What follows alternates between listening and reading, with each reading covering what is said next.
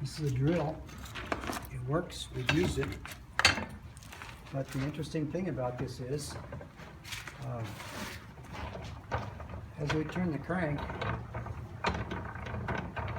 we're geared to this flywheel in back here. And that is on a cam that causes that little lever to push this wheel around. Is it working? No. There we go. There you go.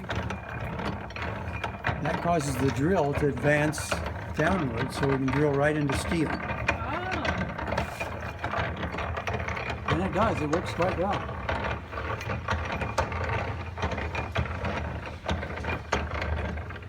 Don't you wish you had one in your apartment? Absolutely. Yeah.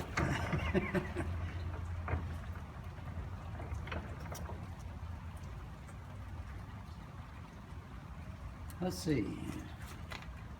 This is something that I think belongs to Mike, but it was snowshoes. Oh.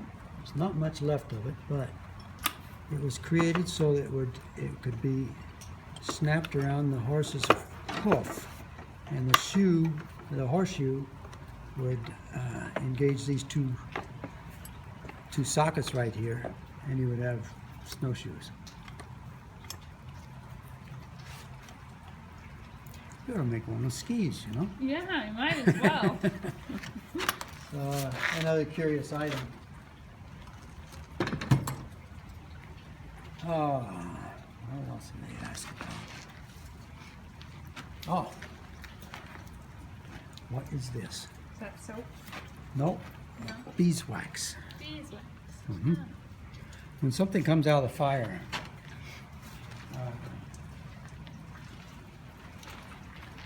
this is going to be way too hot. But when something is warm enough, as it comes out of the fire, we can spread beeswax on it, and it soaks into the steel. And when the steel cools off completely, it's a preservative. It keeps it from rusting. Oh.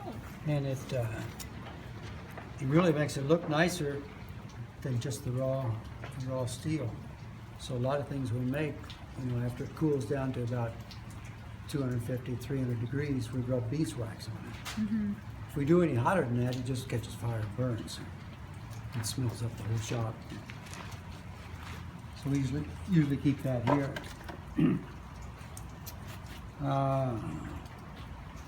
These are just chisels and stuff that we use to indent the steel, to make slots or to make a hole. I've got several other chisels that I even carry myself. All of them are different shapes. One of them I usually use to start a hole. Where is it?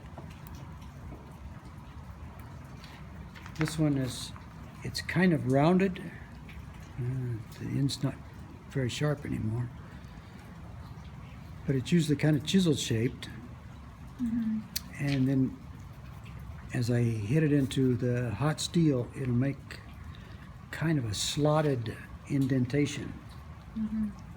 If I keep going, it'll go through the other side and it'll widen it a little bit so it stretches the metal out just enough that I can get another tool in there. Now here's another one that does the same thing. But rather than being perfectly round and pointed, it'll do a better job of centering on a piece and stretching it out to the side. There I've made a hole. I was just playing around. If I bury this thing into the side here, I have more chance of stretching it out this way rather than using a round one. The round one stretches it out so drastically to the sides. Oftentimes it'll stretch to one side or the other depending on which one's the hottest, and sometimes it's kind of tricky to follow. So the different tools do different things. And then this one, drive it into a hole to make an elongated rectangular slot.